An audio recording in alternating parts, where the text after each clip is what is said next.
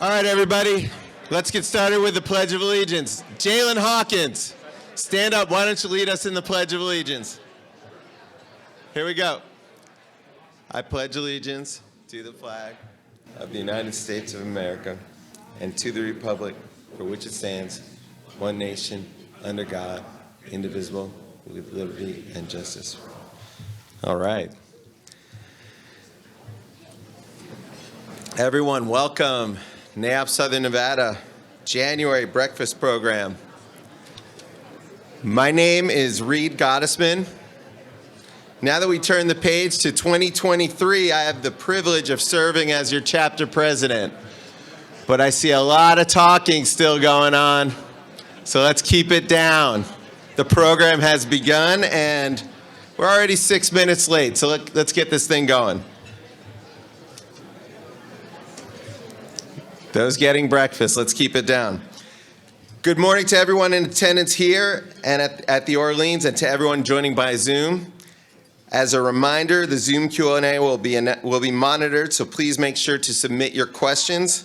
For all of you that are here in this room, please write down questions on the notepads that could be found on your tables. The committee will circulate and collect them toward the end of the program. The Q&A will start at 9 o'clock, and today's program concludes at 9:15.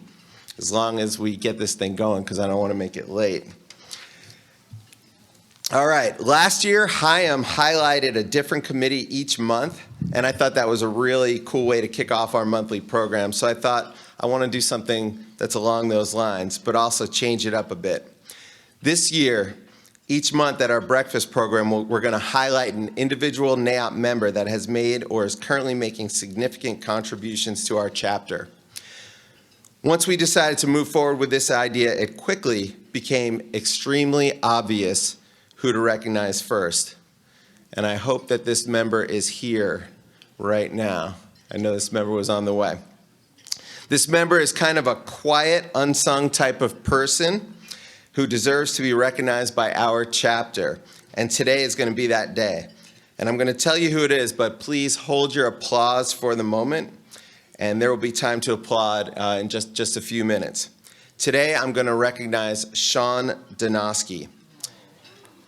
And here are some of his contributions to our chapter. Sean has been a chapter member for 15 years, since 2007. He served as chapter president in 2019. He served on the board of directors from 2012 to 2013, and then again from 2017 all the way through 2022. He has served on multiple committees over the years: the Community Service Committee from 2012 to 2013, the Golf Committee from 2013 to 2022. I'm not going to keep giving you the dates. Program Committee, Education Committee, but as far as committees go, he's been an extremely valuable contributor to Government Affairs, where he served since 2009. Sean brings a very unique perspective to the GA committee, and we're all better because of his contributions. His company, DC Building Group, has been a President's Circle sponsor since 2009. And if all that is not enough, Sean has been a moderator at a breakfast program, and a speaker at an education workshop. Sean's company, DC Building Group, has been recognized multiple times as NAIOP's General Contracting Firm of the Year. We often talk about the relationships built here at NAIOP, and thanks to the years Sean and I spent together on the board of directors, I am privileged to call Sean my friend. Sean, did you get here yet? Yes, all right, he made it. I know he had some things going on. Come on, give this guy a bigger round of applause. Let's go, come on. Thank you, Sean, for your dedication to the chapter. It does not go unnoticed. All right. President's Circle sponsor time. Let's take a moment to honor our President's Circle sponsors. They are a critical component to the success of our NAIOP chapter. We're going to start with our platinum sponsors. Special thanks to Cox Business. They've supported our chapter for 19 years. And look at that. We have a new platinum sponsor, Schnitzer Properties, this year. Imagine that. All right, we also want to thank our gold sponsors, Kimbley Horn and Associates, Spotlight 2022 Engineer Firm of the Year. Majestic Realty Company, whose leader Rod Martin is a Spotlight Lifetime Achievement Award recipient, and I think will be slightly involved in today's conversation. Nevada General Construction, Panettone Development Company, Spotlight 2022 Development Firm of the Year, Prologis, and the Southern Nevada Water Authority. And we commend our friends at the SNW. They've been doing some very difficult work to safeguard the future of our community, and we should commend them for that. All right, check out the screen as we recognize our silver sponsors.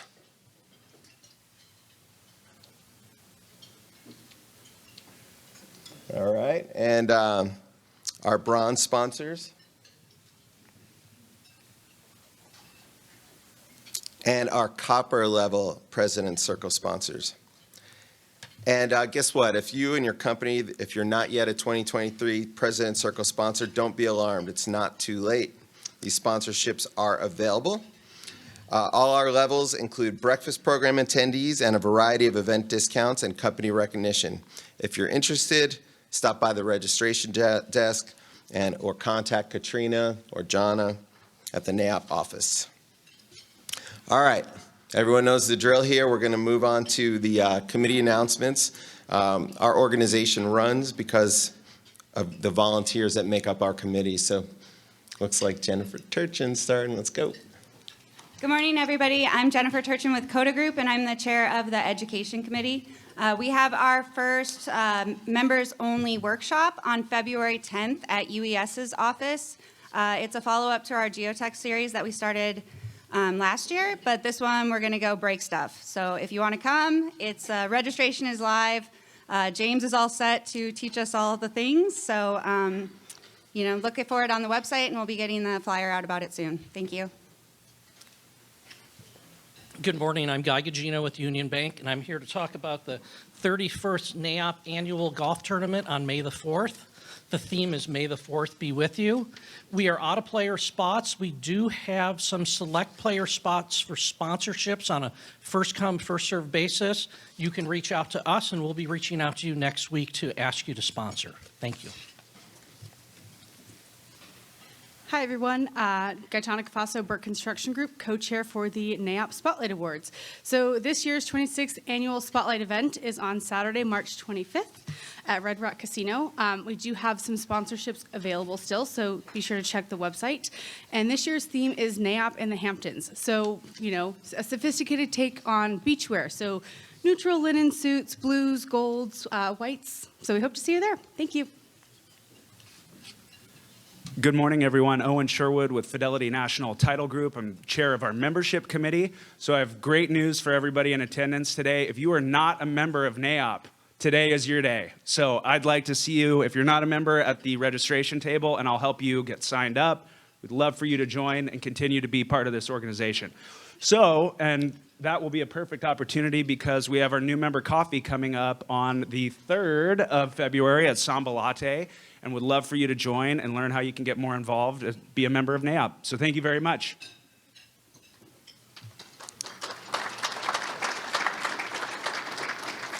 It's very difficult to say no to Owen. And as far as new members, each month we like to recognize our new members. So if you're a new member, please stand up. Welcome to NAIOP. Yeah, there we go. All right. If you see one of these new members, please be sure to welcome them. So NAIOP Southern Nevada is currently 668 members strong, and we're in the top 10 chapters nationally. I mean, this is really an accomplishment for a market our size. And to the guests here joining today in Zoom and not a NAIOP member, consider this your invitation to join. If you'd like to explore what value NAIOP can bring to you and your company, you can stop at the registration desk, join online, call NAIOP, or talk to Owen Sherwood, who was just up here. All right, so our sponsor this morning is Martin Harris Construction. They've been a valuable supporter for a really long time, since 1999. And I'd like to introduce Guy Martin. Is Guy here? All right, welcome to the stage. Thank you again.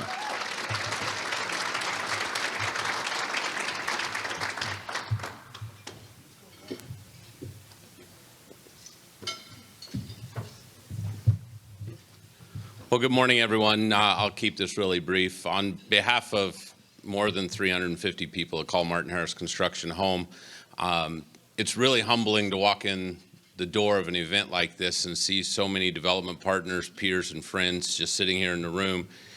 And then to know what we're building in this community and how important that is to our community. At Martin Harris Construction, our projects are really the testimony to our people.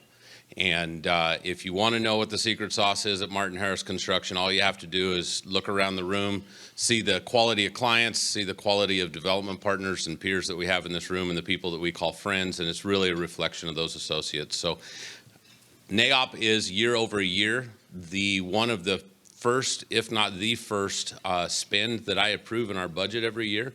So if there is anybody in the room wondering if it's worthwhile or if it's a valuable investment, again, grab myself, grab Sabrina, grab anybody from our team, and we can certainly share with you the value that NAIOP has brought to Martin Harris over the years. So thank you very much. Enjoy your breakfast, and I look forward to the panel. Thank you.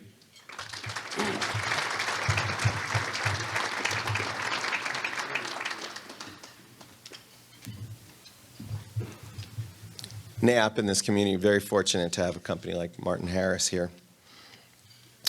All right, I think this would be a good time to mention our amazing programs committee. Special thanks to Dan Tutlin. Dan, where are you? Dan Tutlin, there you go, stand up. Give this guy a round of applause. He puts these programs together. This programs committee knocks these programs out, best programs in the business, which is a great segue into today's panel discussion. Once again, reminder about the Q&A at the end of the program. There's pens and paper. Write them down. The committee will come around towards the end and pick up your questions. And if you're on Zoom, it's monitored. So, all right, Q&A should start at about 9 o'clock-ish. All right, let's get into today's main event. And we're bringing you an all-star cast today, but you know that. And before the panel is introduced, I have the pleasure of introducing today's moderator. And I'm personally really excited about today's program because NAIOP is bringing you one of the very talented younger people in our industry. He's a dad now, so he graduated from being called one of the young people, so we'll go with younger. And Sean is an 8-year commercial real estate veteran and joined CBRE in 2015. He's a member of the juggernaut known as the Higgins-Toft-Zaher Advisory and Transaction Team. Their focus is on representing occupiers, landlords, and building owners in the leasing and selling of industrial real estate in Southern Nevada. Sean is a NAIOP Developing Leaders Institute graduate, 2022 Developing Leader of the Year, and he chaired the bus tour committee for several years. Ladies and gentlemen, this is going to be good. Sean, welcome. Please step up to the stage.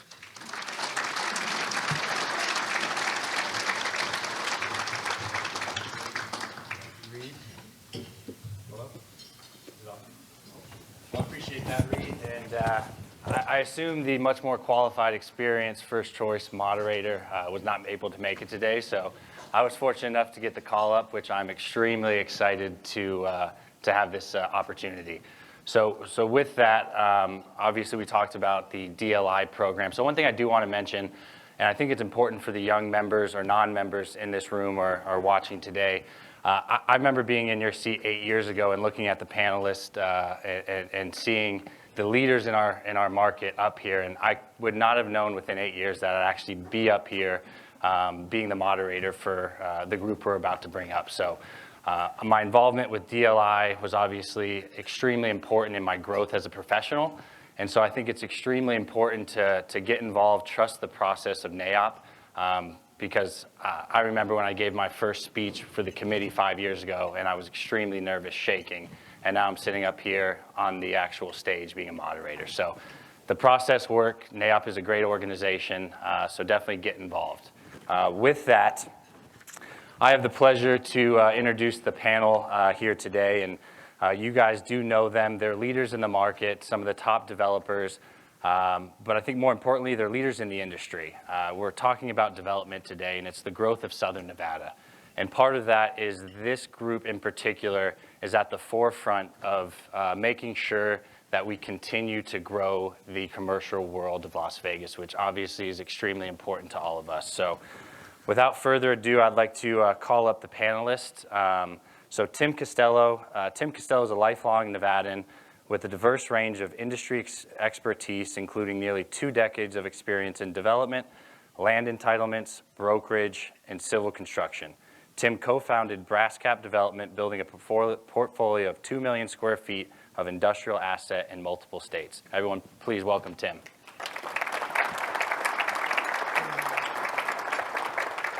All right, next we have Jonathan Fore. Jonathan Fore is a managing partner of Fore Property Company.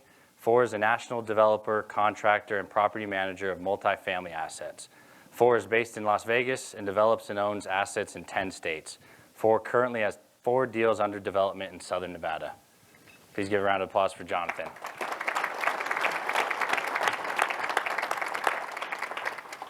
Jeff LaPour. Jeff LaPour is the founder and president of LaPour Partners, a commercial real estate and hospitality development firm active in the Western U.S. Over the past 20 years, he has led development ventures as a principal on over 6 million square feet of office, industrial, and hospitality space. Everyone, please welcome Jeff. And last but not least, Rod Martin. Rod Martin joined Majestic Realty Co. in 1992, opened the Las Vegas office in 1994, and currently serves as Senior Vice President and Director of Development. As a Senior Development Partner, he's responsible for the development, leasing, and asset management of Majestic Holdings in Southern Nevada, totaling over 7 million square feet of industrial and office product. Everyone, please welcome Rod.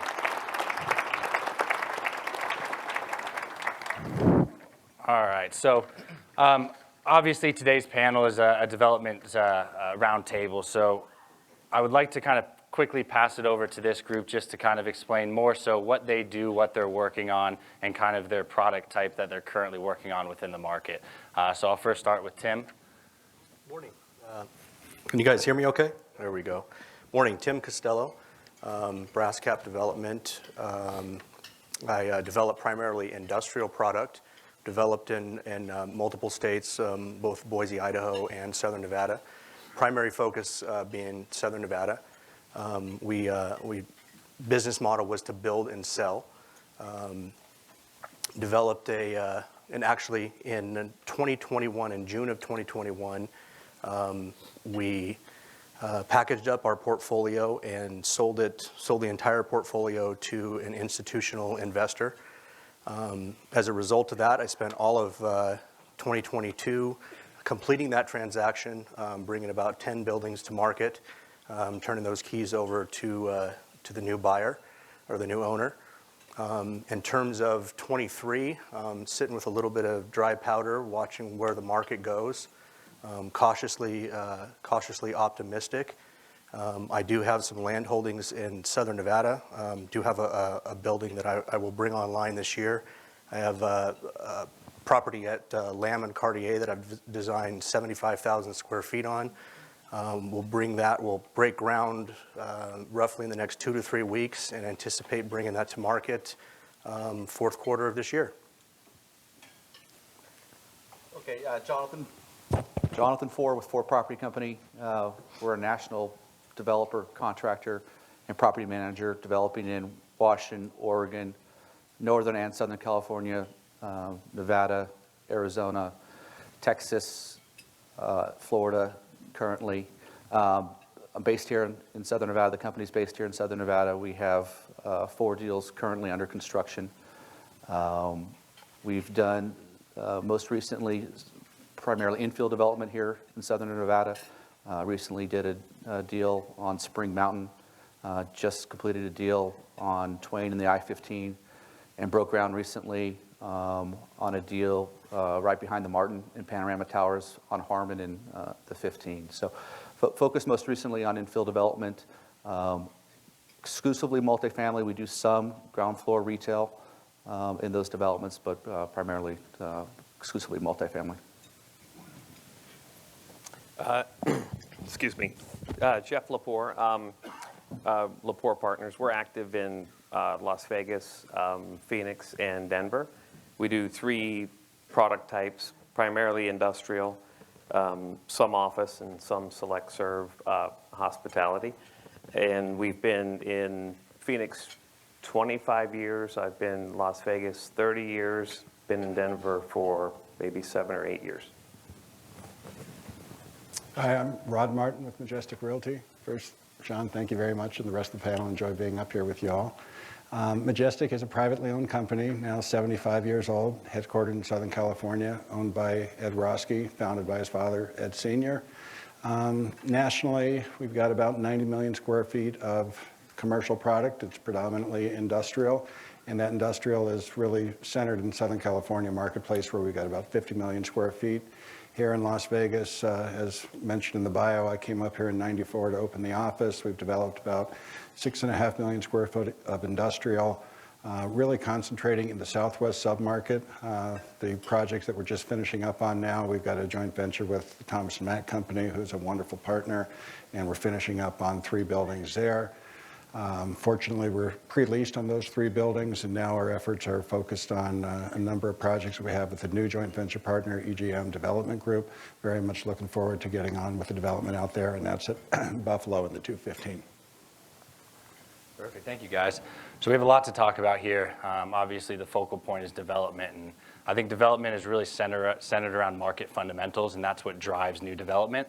So I would love to get all your guys' perspective in your different product types and kind of where the market is today, what are some of the trends you're seeing, and I do think there's a slight disconnect between the capital and debt markets to the actual fundamentals, certainly on the industrial side, that what we're seeing today. So if we could kind of briefly go over that, and Rod, start with you, what you're seeing on the industrial side. I know you specialize in kind of the Southwest market. You guys have a presence in California. Just understand the dynamics you're seeing. So, to me, in any economic system, money kind of makes the world go round. And not so important in life, but when it comes to commercial real estate, it certainly is. And when we're talking about money, it's really the availability of capital and the cost of capital. And ultimately, that's what is going to make go and no-go decisions on new real estate projects. It's interesting when you look up and down the lineage of who's involved in commercial development. Today, you get a lot of different opinions, whether it's from the brokerage community, whether it's from the construction community, and those in the capital markets.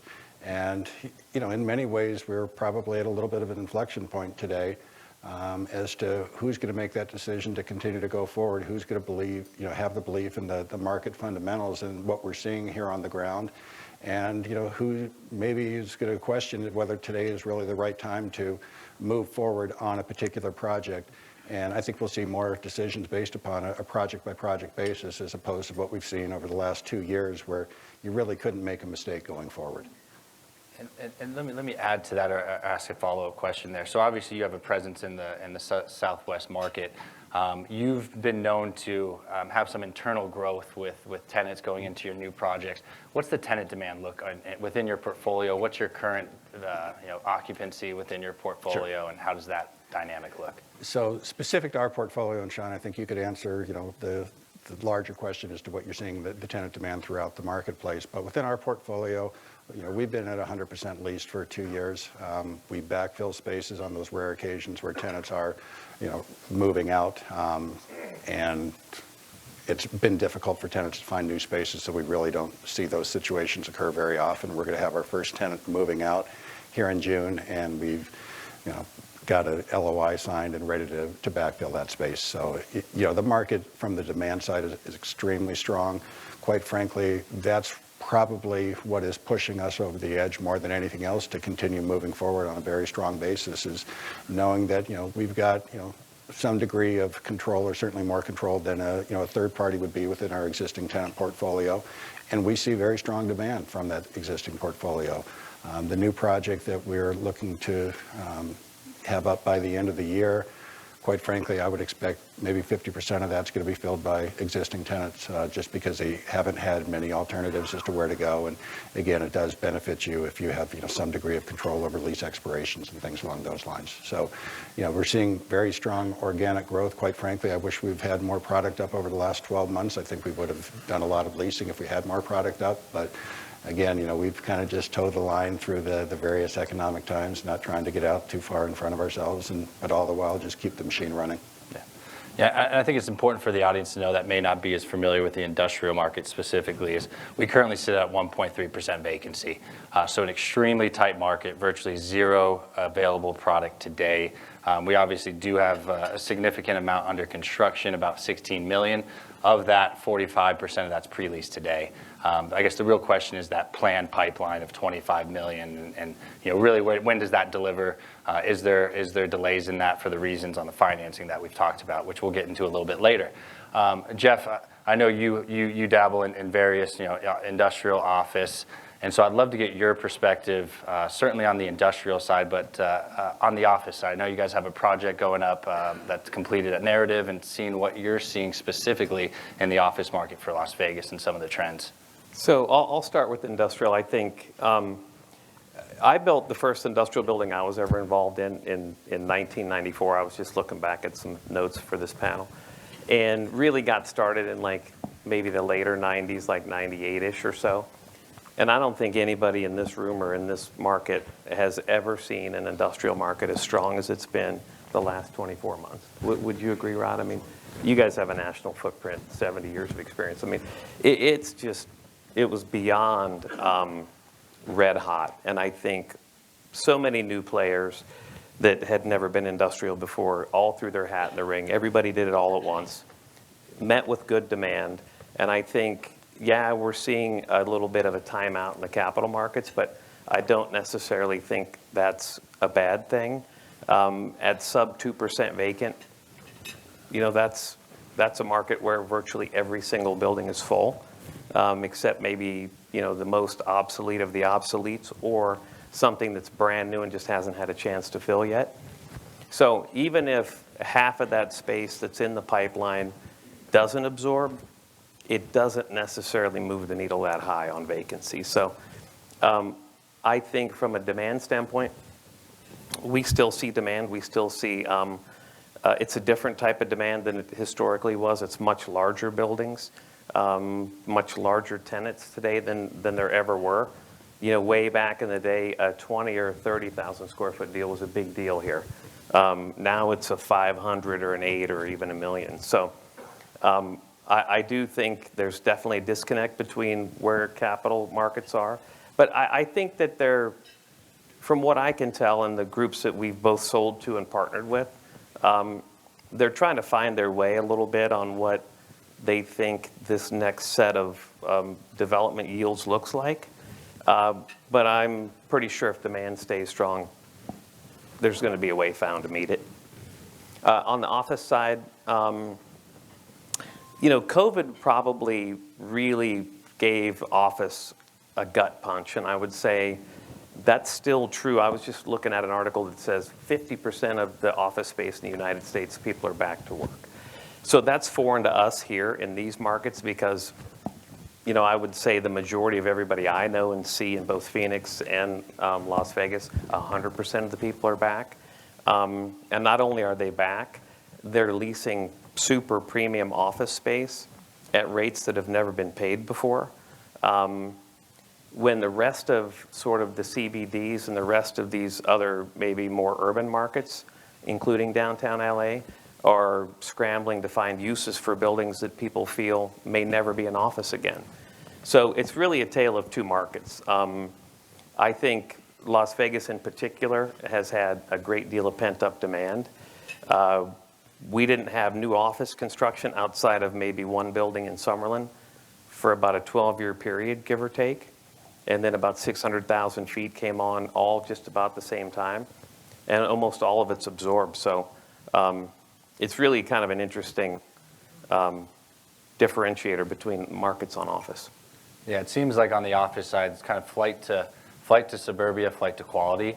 And so that 215 Beltway, which is kind of seen as the premium spot for the office market, seems to have that tenant demand. We're seeing it in Phoenix too. I mean, we delivered a building in 2019 in a super premium location, Camelback Road, and our rents were at $42, give or take, and that was considered like unattainable, right?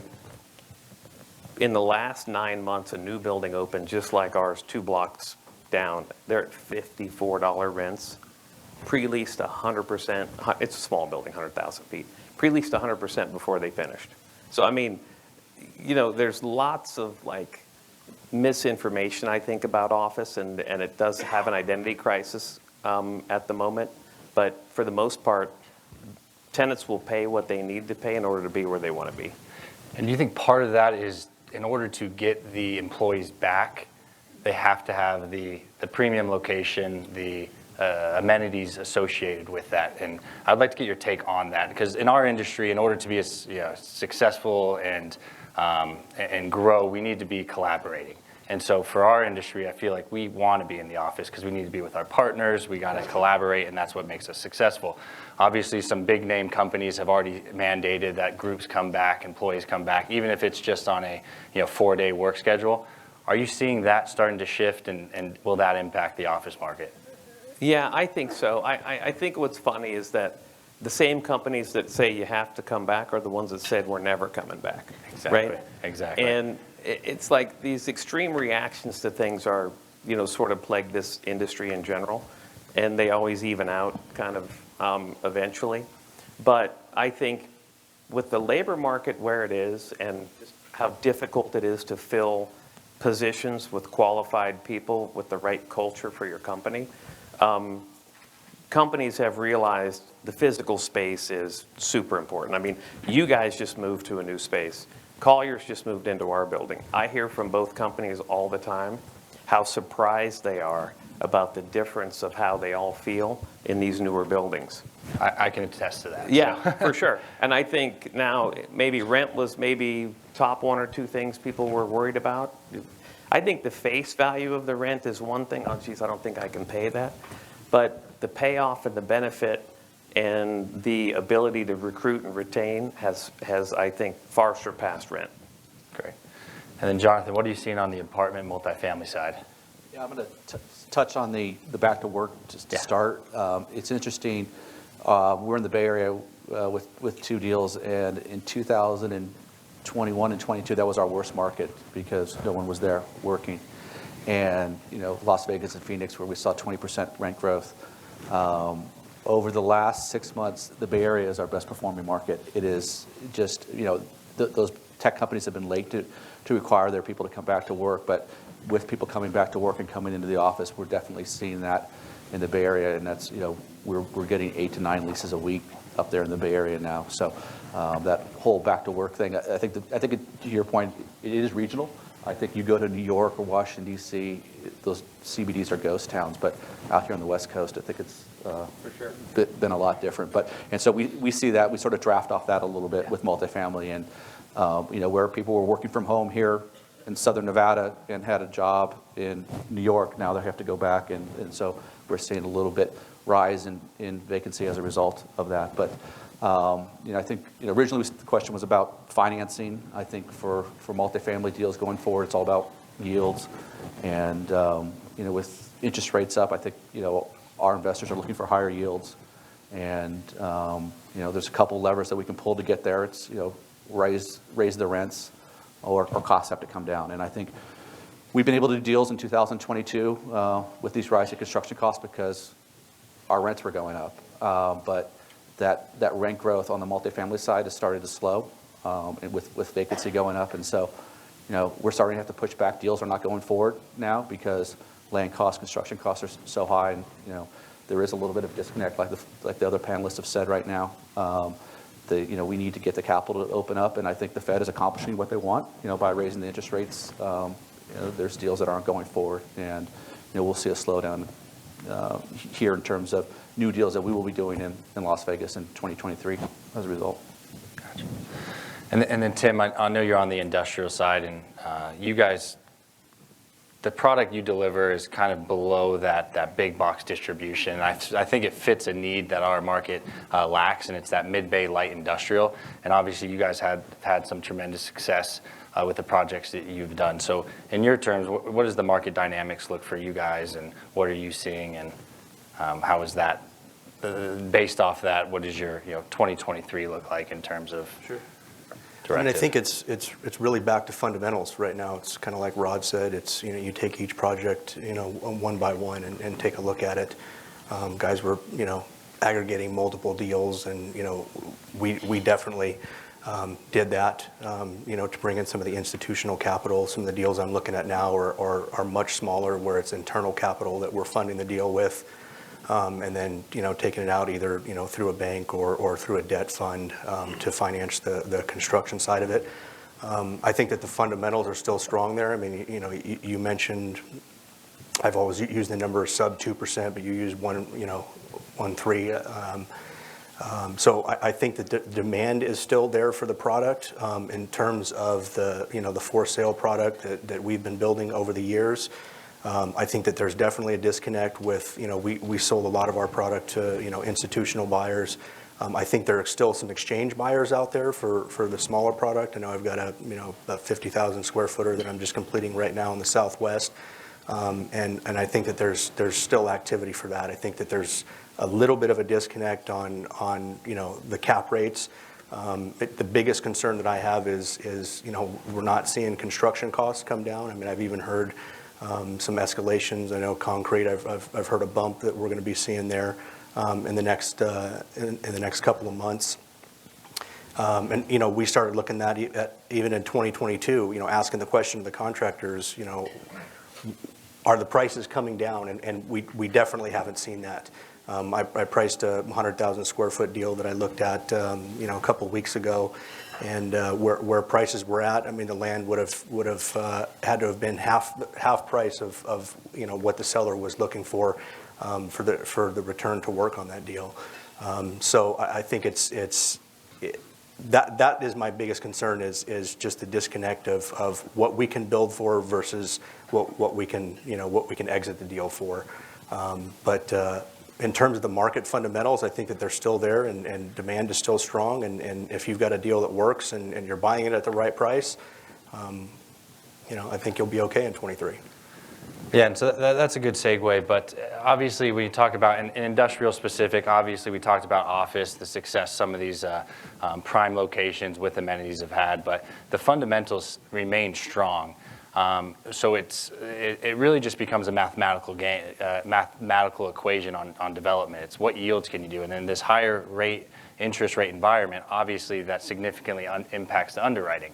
So regardless if the fundamentals are strong, we're continuing to see tenant demand, we're seeing increased rent appreciation. It all comes down to what your underwriting what you can achieve, and part of that is really the kind of price discovery between what a seller is willing to sell today and what a buyer is willing to buy. And when we look at the actual construction development side of it, I see three main issues that I want to talk to the panel about. Is one, as you alluded to, construction costs. Obviously, COVID-19 had a huge impact on the construction costs through its supply chain. You had raise in material costs, material procurement. The lead times in order to get the product was significantly delayed. So what are you guys seeing? And you alluded to it a little bit, but what are you guys seeing today? Has that softened at all? Is there any end in sight, whether it's today, 12 months, 18 months from now? What are you guys seeing? And like I said, this can be a conversation anyone can open up on. I would have expected costs to be down a little bit more than they are today. But I do think, so I was on a panel and, do costs ever stop going? Do costs ever go down, or they just stop going up for a period of time? And that may be the reality. Is we'll have some flat growth in costs, but I think there's going to be projects, at least in the multifamily space, that are not going to go forward, that these contractors, both generals and subcontractors, have on their books, and that they're going to need to sharpen their pencil, especially on the labor side, to keep their crews busy and working. So I do think as some of these projects start dropping, that we will see some, I'll call it price stability. I don't know if costs will ever go down though. Yeah, labor cost is obviously a significant part of that equation. So if you do see some of these projects pull back, then obviously that opens up a labor force theoretically. And I think, I don't know if you can hear me there, I think on the residential side, I mean, those guys have dropped off quite a bit. I mean, I sit on the planning commission and for Clark County, and a lot of the big deals that we've seen drop, not moving forward, are the residential deals. Some of the national builders. But if you look on the industrial and the commercial side, when I talk to contractors, the handful of guys that I talk to, they have extraordinary backlog right now. So it's really interesting to see the disconnect between those two sectors. Yeah. Sean, when the Fed started raising rates, and I think it became, common knowledge that we were going to see short-term rates, go, into the 4s, into the 5s, and, maybe even into the 6s, I expected that construction pricing was going to come down. And, I think a lot of companies, put things on pause through, latter part of the third quarter and fourth quarter of last year, just to kind of evaluate, what the circumstances are going to be, and, people are looking for excuses not to make decisions, whether it was the elections that, occurred in November, or whether it was what the Fed was going to do. And I think a lot of those companies thought, well, maybe first quarter of 23, well, it'll be time to make a decision. I actually thought that we were going to see a leveling off of construction costs in October, November. And, you saw a couple of trades, some pricing come down. As you know, in industrial, the roof structure is something that, escalated probably, 2.5 times what it had historically been. And we saw that moderate a little bit, which gave, a little bit of hope. But, just over the course of the last week or so, I don't think we're going to see the drop in construction prices. Certainly when you look at what's occurring in other markets, and for us, much of what happens in Southern California does impact us out here. And we're not seeing much of a slowdown in Southern California, probably for slightly different reasons. If you've got a project that you've already been committed to, you've got entitled, let alone permitted, you're probably going to move forward for fears that the regulations are going to be that much more stringent if you put things on hold. So we haven't seen that much of a slowdown in the Southern California marketplaces, other than, maybe 1 or 2 Amazon deals that actually got canceled, and a handful of others, but deals aren't getting canceled. And so, I think the people that kind of went on pause, you're seeing more of them, looking to continue forward. Some of them, again, are going to stop, which is why in my opinion, we're going to see a slowdown this year. But from a construction standpoint, I'm not anticipating, unfortunately, construction costs to go down. And what would you say, obviously construction costs not going down, what about lead time? So I know on some of our projects over the last 12 months, you mentioned roof structure. They've actually had to plan their entire project around when they would get roof structure in, which would obviously delay the development. So are you seeing that softening, lead times getting better? So in cases, yeah, to me, it's kind of, and contractors and subs, they're going to make as much money as they can, with their contracts. I've pre-ordered things with the anticipation that they're going to be delivered when I'm told they're going to be delivered. Come to find out they're not there, which in my mind just means that they sold it to somebody else for a higher price. And, now they're going to struggle to get mine. So I think that, most developers are having to account for that by way of pre-ordering.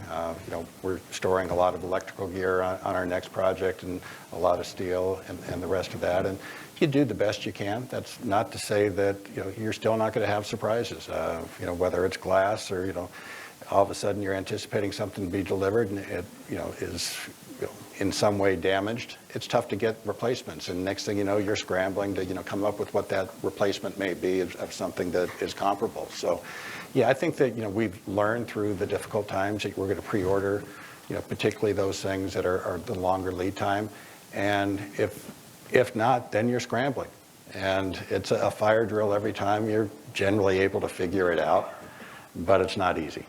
Yeah, not easy on the brokers who sign leases either. So I totally get it, and delays obviously outside of control. And it's from what I've understand, it has, some lead times have softened a little bit, which is good to hear. But still, the construction cost, as you guys alluded to, hasn't quite changed. That's kind of become a pretty fixed variable at this point.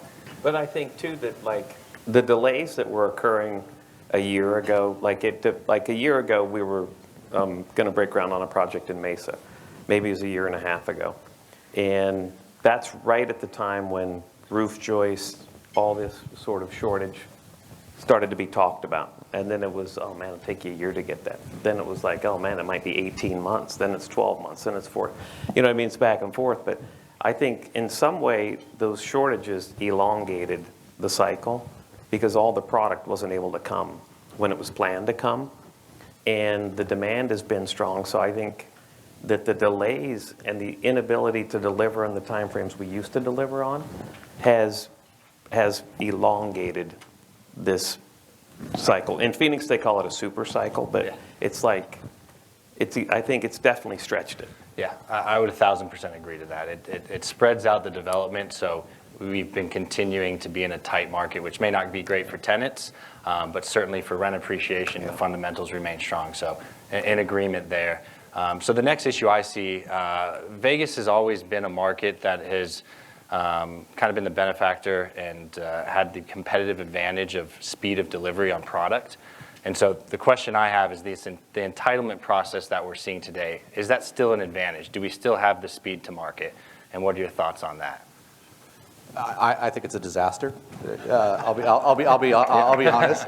I think that, you know, there was a big push for about housing affordability here in Southern Nevada last year, and we sat down with the powers that be and said, you know, we can get more product to the market, but it's just, you know, it's just taking too long to get the entitlement approvals. And, you know, we've lost that advantage where I could tie up a piece of land and be under construction in 9 months. Now that's 18 months. You know, Southern California is still worse, and so is Northern California, but that used to be a real advantage. And I think, you know, if we're going to look at housing affordability, we need to streamline the process, and we need to make it easier to get the entitlements and get these projects out of the ground. I think it's case by case too. What's the easiest market here in Texas? Probably. Yes. Yeah. That's why Texas gets all the big development. I think it depends on where you're at. Las Vegas definitely, you know, has drainage. You know, has a lot of civil, has a lot of things that has to make its way through. In terms of zoning itself, hasn't necessarily been, you know, too difficult of an issue, at least for industrial, you know, and/or office. But certainly getting a building permit is more difficult than it's ever been. But you can compare that to some pockets of Denver where we are. We're 3 years in on an entitlement, and we have about 6 months left to go on a site that's in the flight path of an airport. So it's not like it's going to be anything but industrial.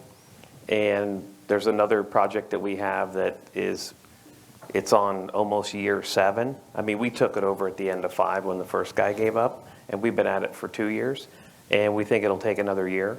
So there's extreme cases everywhere. Phoenix, it's easier to permit for sure, almost no matter what municipality you're in, and it's relatively simple to zone it to. To Jeff's point, I think that the building permits seem to be lagging much more so than the entitlement process from what I'm seeing on my end. I think you can move zoning through, you know, fairly quickly unless you're, you know, it's non-conforming or you know, something along those lines. But, you know, I know Public Works is pretty backed up, and the building permits is where we really see a drag. Yeah. And Sean, I think it's certainly gotten a lot worse than, you know, those of us that have been developing here for a long time, and it's really just a matter of perspective. It is better than some other markets and some of our competing markets, and, you know, certainly, you know, much more of a struggle against other markets that we compete against. But I think for those of us that have been doing business here for a long time, what we struggle with is just that it gets progressively worse, and there doesn't seem to be a fix out there on the horizon. That was my next question, is there a solution? I mean, did COVID have the impact where you had from these municipalities obviously shut down and maybe employees didn't come back, which created a shortage, which kind of created this backlog? I mean, is there any solution in our mind to kind of speed the process, or is this just the new norm? I don't know that there's a solution. I think the solutions that we would come up with, quite frankly, don't work for the governmental agencies. You know, we would say just hire a bunch of people. Yeah. You know, we would say outsource, you know, and we'd say we'd pay for it. You know, set up an enterprise fund or whatever. But I think the limitation there is, you know, whether it's just the you know, the government officials themselves. In certain cases, there's, you know, union concerns at the government, and unfortunately, I think that all of those solutions that we would propose probably, you know, might not work in their world. Utilities are tough too. Yeah. Yeah. Yeah, and They're not getting any easier either. Tougher than it needs to be. Yeah. Yeah, no, we've definitely seen some delays on certainly the building energization, which have impacted delivery and COC, which have impacted tenants that thought they could get into a space and 3 months later still don't. So and sometimes, believe it or not, the automation has even slowed things down. You know, you're doing something online and multiple agencies need to take a look at things, and somebody can't check their box until the prior box is checked. Yep. And, you know, if they can't do it, then chances are they're not even looking at it. And, whereas it used to be that everybody would look at things at the same time and you'd get your answers relatively quickly. And, what was well intended to have everything submitted electronically, as of yet, maybe they're still working out some of the kinks, but it really hasn't expedited the process. Yeah, maybe it's a learning curve. So the other issue, and I think it's an important issue that we've kind of talked about briefly here, is really the financing side of it. Obviously, the debt capital markets, we talked about that disconnect from fundamentals, and that has caused certainly delays in a lot of this project, specifically on the industrial side, which is what I specialize in. It's benefited the market in a certain sense that you aren't having an influx of product delivering what was supposed to deliver end of this year. So Jeff alluded to this, that it's kind of spread out the delivery, which has kept our market tight, which is obviously good from a rent appreciation perspective. But the question here is, and I think each of you, every developer is different in how they finance their projects. There's different funds, private equity, debt. And so I would like to get your guys' take specifically on your company, how you typically finance your projects, and then what that looks like today. Is it difficult to find financing? Is the underwriting has moved so much that some of these developments don't pencil? Just want to get your guys' insight on that specifically. Yeah, I'll just quickly tell you how Majestic is set up, and frankly, our philosophy hasn't changed through the decades, and we'll just still finance our construction loans through predominantly regional banks, sometimes money center, on occasion a local bank. But so at that, what certainly is impacting that is where the short-term interest rates are, and LIBOR today is at 4.30, and spreads or whatever they are, for the particular borrower, 200 plus, 250. It gets to be pretty pricey on the construction side. We then self-fund our own equity requirements through the owner of the company and the other development partners. And upon completion of construction, then we just go out to the market, and typically it's institutionally financed long-term debt through life companies. And you have a couple of projects, obviously, you're working on in the Southwest, and 2 phases. What's your guys' construction timeline on those? Are you moving forward with both? One? So it's a timely question, and we've gone back and forth as to, are we going to put 2 buildings up of roughly, 380,000 square feet, or 4 buildings of roughly 760 square feet, 1,000 square feet. And, we actually have, included a provision in the construction loan if we wanted to pull it back to just 2 buildings, just from a cautious perspective. And I think the longer you've been in this business, probably, the more nervous you are. I won't necessarily say cautious, but you're just trying to, provide as many alternatives for the potential what-ifs that are out there. Again, I think, to me, it's a testament to say that we've got a construction loan for all 4 buildings. And again, 750,000 square feet for us. It's a larger phase than we've done as a company since 2008. But I think, again, going back to your earlier statement, where what we've seen in the organic growth within the existing portfolio, and our belief that we've got a well-located project, and from what we see in the marketplace, continuing strength on the core industries of the resort corridor, I think we're going to continue to see strong demand for the new product. But from a wider range perspective, from a company standpoint, we're slowing down. We're not going after every piece of land that we were in the last 2 years, and being a little more judicious in which projects we're going to devote our capital to. Great. Jeff? We have like maybe 5 or 6 buckets of capital. It depends. Could be private, high net worth. Could be some institutional capital. Could be combination. Could be family office. And some traditional bank lending. Occasionally, if the project's large enough, the partner will also provide a big piece of the debt, just depending. I mean, you get to a $150 million project, that's kind of required. I think, and we co-invest in every single project we do, but I think 23 for us, we're not necessarily planning on breaking ground on anything. We are entitling, we are buying land. I think we have 6 or 7 sites under contract that range from 5 acres to 250 acres in different areas, all priced what we feel are priced appropriate. which means that we have to pass on 98% of the stuff that we see. But I think starting in like August, maybe like October, November, we started to see some fully baked industrial projects coming to the market at favorable land basis. But they just happen to be in areas where there's 25 million square feet in the pipeline right around it. So I think we're cautious. I think if you went today to get, if you're not Majestic or a big institution, you go and tell somebody you want to build 700,000 square feet of spec industrial, I'd say the air's pretty thin. If there's one guy that'll do it, maybe, I don't know. But I think that, perhaps will start to loosen as people get more visibility into 23. And the real test, I think, is absorption. If it stays where it's at, the market is going to find a way to meet that need. We're not going to have this big, I don't think, huge timeout where you've got all this pent-up tenant demand and nowhere for guys to go.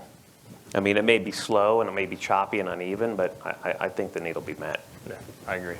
I mean, I don't know, are there any lenders in the room here? No? They don't want to raise their hands. They're afraid of the next, they're afraid of the next question. I'm kidding. Jonathan? We typically finance our deals with a construction loan. I would say 12, 18 months ago, that construction loan was a leverage between 65 and 70%. Today, that's between 50 and 55%. So we have to fill that with additional equity. We typically bring in an institutional type partner, and we do a co-invest partnership structure with them. So, the amount of equity that's going into this deal on an aggregate basis is, we've got to put about 40% more equity into these deals as a result of, 15 to 20% less debt in the deal. So that's putting pressure on the IRR returns for our What were construction loan 12, 15 months ago versus what those rates are today? So on a spread over LIBOR, we were it didn't range between 2 and 250, and now they're sort of 275 to 325 range. So and plus LIBOR or SOFR now is up, and I was looking at a deal just last night where our interest costs are up 3x in a deal now because just the interest rates are up so much and the spreads are up. So those are some headwinds that we're facing on financing multifamily deals. We typically start across the country 8 to 9 deals a year. I think in 2023, in terms of sort of new financings, which I won't count the sort of the January deals that are left over, it's probably 3 or 4. So a significant decline in our typical starts in 2023. Tim? For us, we have a few different buckets, high net worth individuals. We've done quite a few deals with private equity. We have both equity and debt funds that we pull from. We have done some institutional deals as well. For us, the hurdle with institutional capital was that, as you mentioned in the introduction, our deals are a little bit smaller, 30, 40,000 square footers, upwards of 200,000 square feet. So over the years, we kind of learned to aggregate deals where we'd put 2, 3, 4 deals together, and that, is a little bit more enticing for the institutional groups to get behind us. Going forward, this year, I don't see no institutional capital. The deal that I'm doing now is internal capital and the construction loan financed by a debt fund. All right, so I think we went over 9 a.m., so we can open it up to audience questions if we have any. You have a couple of them. One of the first ones was, and you've touched on different ways, but land scarcity. I know, Tim, you're doing something at Lamb and Cartier, and you even said that you were offered double for the land in a short period of time, and since you think development's so easy, you're going forward. I'm sure, Jonathan, you have some issues finding infill land at prices that are, $2-3 million an acre, I think we see you paying. Can you guys address that specifically, even though you've touched on it? I mean, I think in this market, there's definitely some scarcity of land. I think that's what's driving everybody to Apex at this point. There are some infill pieces there that are out there, and I think, you know, the lands bill kind of hit a wall, you know, end of last year, which would have moved the disposal boundary out to sell off more property from the BLM. There still will be some you know, BLM deals, auction deals. I think that you could pick up if that's your game. But I definitely think that you know, there's some scarcity here. I think Apex is, you know, I'm a believer in Apex, and I think that'll be great for the industrial market going forward. And I'll just comment, since the question was about infill land. You know, the challenges that we face as soon as, you know, the first deal I did on an infill piece here in Las Vegas was $1 million an acre, and then I went to $2 million, and then the next guys you're talking to about doing that third and fourth deal, all of a sudden they want $4 and $5 million, and it's tough to make that jump. You know, so I think the price for an infill multifamily deal is still around $2 to $2.5 million. You know, like I said, you know, land is one of those components that's out there that makes, you know, the deal work, and we are feeling some pressure, and so we have to be mindful of what we can pay. And just while you're there, is the rent pressure the same now? I mean, is it, you have rent pressure now? Yeah, we do. You know, we were coming off, you know, 20% rent growth and 3-4% vacancy. Vacancy has ticked up, you know, into the, you know, 7-8%. And, you know, if you look over a period of time, I would say over maybe the last 8-9 months, you know, it's probably flat. And so, you know, where we were able to pick up the additional costs for construction and the increased land prices with rising rents, we can't do that anymore. Yeah, I think land prices have, I think, come off their peak for sure. I don't recall, Sean, you probably know, what's the record for industrial, 30, 35-ish? 35. $35 a foot for industrial, which means, you know, almost every product type pays the same exact price now, like, right? 35 used to be retail pricing. It's definitely off its peak, and I think it's definitely, at least from what we're seeing, it's more of a moderated. They're still elevated a great deal above where they were, but certain pieces here and there can be maybe bought for less. But locally, there's always been a land shortage. I'll say What's your contrast between Phoenix and here for industrial, Jeff? I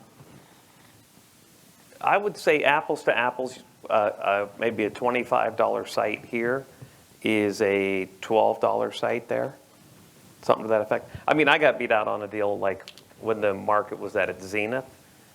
I think we offered $20 a foot on an infill Tempe site, and it sold for $32. There's nothing been ever even close to that since. But typically it's less. I mean, coverage is less too. There's a lot of other factors that go in, but land is actually for sale in Phoenix when someone offers it to you. It's not for sale here. It's a suggestion. It's true. Yeah, and on that, so my team, we do a lot of land acquisition for development, and one of the things we thought about is going into 2023, where the land plays. And so we sat down, we went through every single market, and we put together a list of 25 suggestions. These aren't on the market. They're 25 suggestions of, hey, maybe we need to be reaching out, seeing if there's an opportunity here. 60% of that, sub 5 acres. So when we talk about land availability infill of anything of size, it just doesn't exist. So it is relatively difficult to assemble sites. Eventually, you know, you look at the Nellis area, eventually that could get cleared out with some of the scrap yards and you could do some assemblage there. It's just not there today because these groups have nowhere to go. So every year there's sites that, you know, a seller that wouldn't sell comes to market, it sells. So there will be opportunity, but there's no question, you know, Apex is obviously that future of development, but it's important to note that's big box development. So those are 500,000 minimum. So you're going to see a tightness within the mid-bay light industrial in kind of the valley of the town. Exactly what Majestic's doing in the Southwest, I think, is ideal for what the market needs right now. But to get down to the old mid-bay like we used to build and EJM used to build, which was, the building was 120 deep or 150 deep and it goes to 5,000 or 6,000 feet, the pricing to do that has got to be, I'm going to guess, in this market, $250 a foot when you count the TI, give or take. I mean, it's substantial. You know, obviously, it wasn't that long ago. That stuff was being built for $70 a foot. Like, it just wasn't that long ago. But I think the shell's one thing. And if you can sell shell buildings, that's the greatest business in the world. Because the TI is the thing that hurts every yield, period. And to demise them down, you can't shorten the building enough. You can't make it small enough. You can't do a minimum amount of office enough to hardly move the needle on the cost on that product.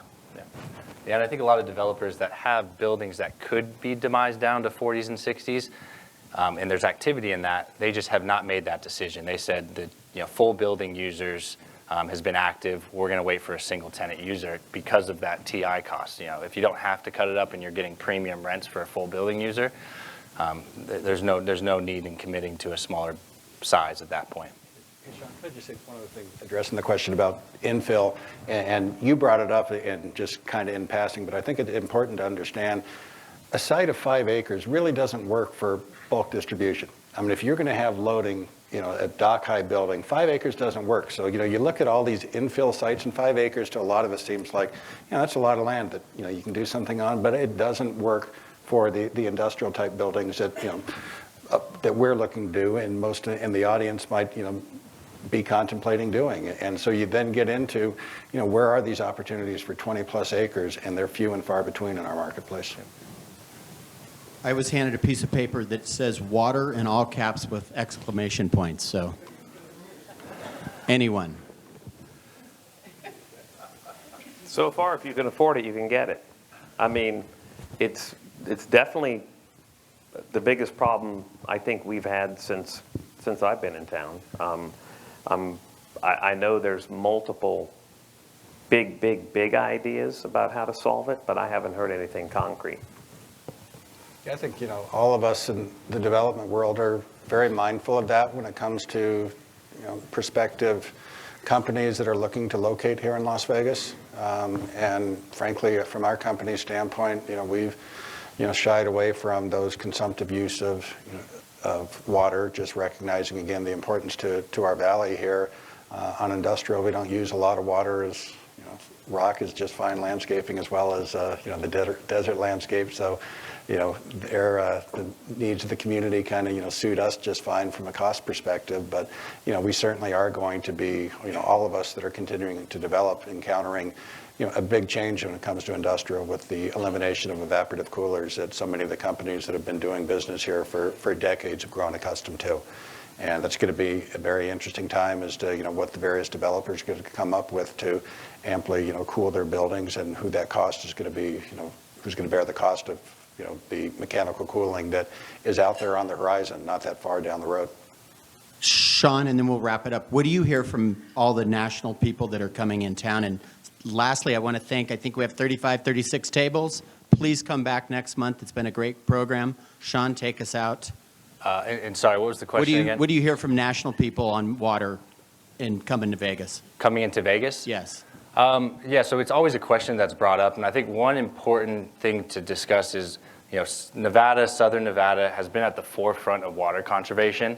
When you think about what the Southern Nevada has done in terms of everything that's used internally is recycled and put back into Lake Mead on credits, and I believe we're a global leader within that. So everything that we're doing from a water conservation perspective is in order for us to continue to grow. And I think the conversations that are being had, the hard conversations that are being had, are extremely important to be done, and we're doing the right things, stepping into the right direction. And I think it's also important to know that it's a regional issue. This isn't just a Las Vegas issue. We talk about the HVAC moratorium. I imagine that Phoenix is going to be right behind us, and they're not as advanced as we are in our water conservation. So it's something that's discussed from a development standpoint, and something we have to continue to moderate and speak to. But I think all the right conversations are being had, and they're being had in order to continue the growth. Great point. All right. We'll cut it off there. Martin Harris Construction, we are very grateful for your support. Thank you. Sean, you are Exhibit A of someone who's come up through the ranks of NAIOP. Congratulations. And this panel, the amount of knowledge at this panel is incredible. You can only find it here. Thank you, everyone. Thank you. Good job. Thank you. Thank you. Hey.